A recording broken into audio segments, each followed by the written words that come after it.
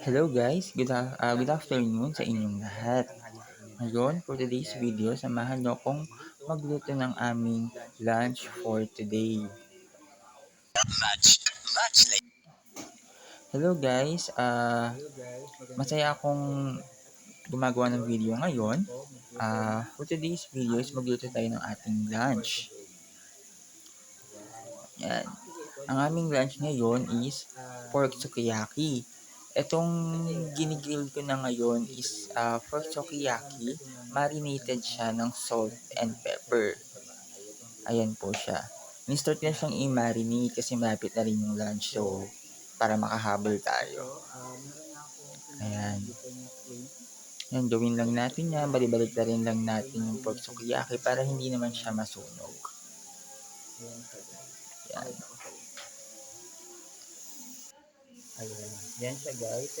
And then, ito na siya yung ating pork sukiyaki. Yan.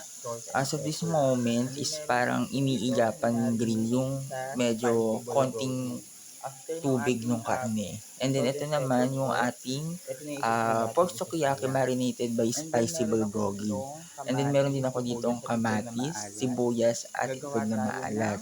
Gagawa tayo ng ensaladang itlog na maalat. Magandang kapartner ng ating pork sukiyaki. Yan.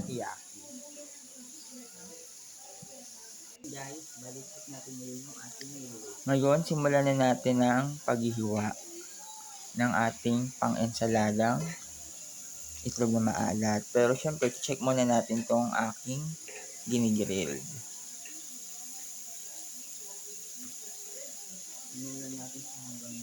Ayan. Sarap nito guys. Tayo ng partner ng ensaladang itlog na maalat.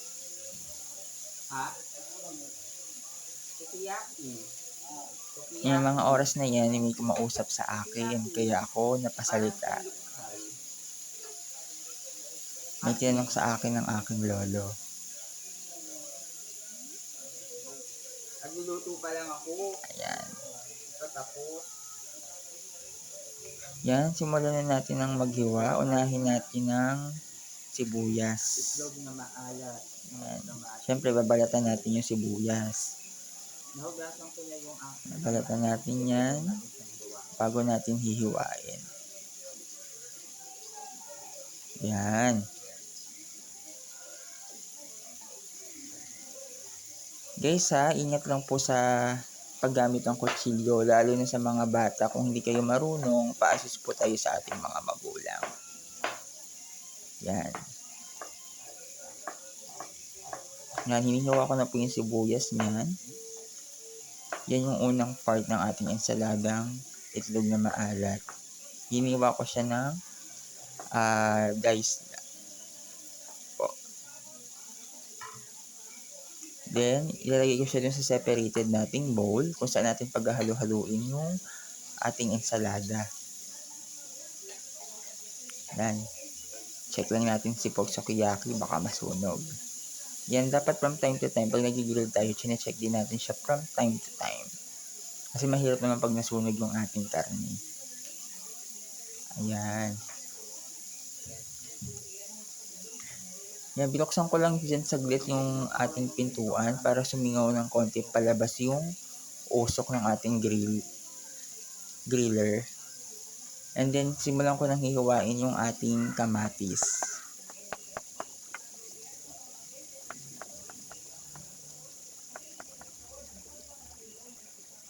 Ayan, yung hiwa ko sa kamatis is yung hiwa na panggisa. Parang maliliit na square. And then, sunod na dyan is yung ating itlog na maalat. By the way, yung itlog na maalat natin is hindi siya yung typical na itlog na maalat na kulay pula. Ito yung kulay puti na mabilis nating mabibili sa mga supermarket. Pag mga ganitong itlog na maalat kasi guys, madalang to sa mga palengke. Ang makikita nyo talaga sa palengke is yung itlog na pula. Yan, ikakat lang natin siya ng square na maliliit din. Ayan. Yan guys, napagsama-sama na natin yung ating sibuyas, kamatis at itlog na maalat sa isang bowl.